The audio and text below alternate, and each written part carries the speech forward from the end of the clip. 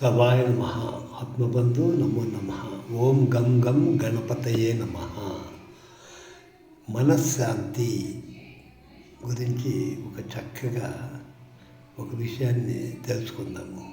ఒక IAS officer పక్క ఇంట్లో ఒక రైతు నివసిస్తూ ఉన్నాడు.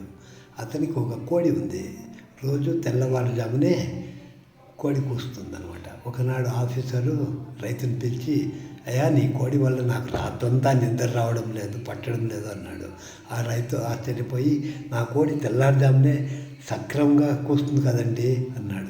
మరి రాత్రంతా తమకు నిద్రాభంగం కలగడానికి నా కోడి కూతురికి ఏం సంబంధం అని అడిగాడనమాట.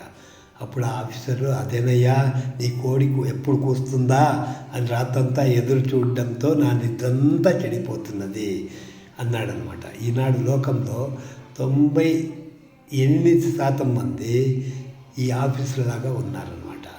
అనుభవించే కష్టాల కన్నా కష్టాలు ఎక్కడ మీద పడతాయో, నా తల మీద ఏమి ఇదవుతుందో, ఏం చేయాలి అన్న ఆలోచనతో దిగులుగా మనశ్శాంతిని దూరం చేసుకుంటున్నారు.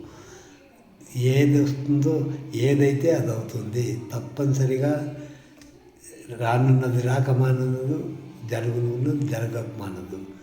కాబట్టి నిశ్చింతగా ఉండడమే ప్రాజ్ఞుల లక్షణము. జై గురుదేవ్.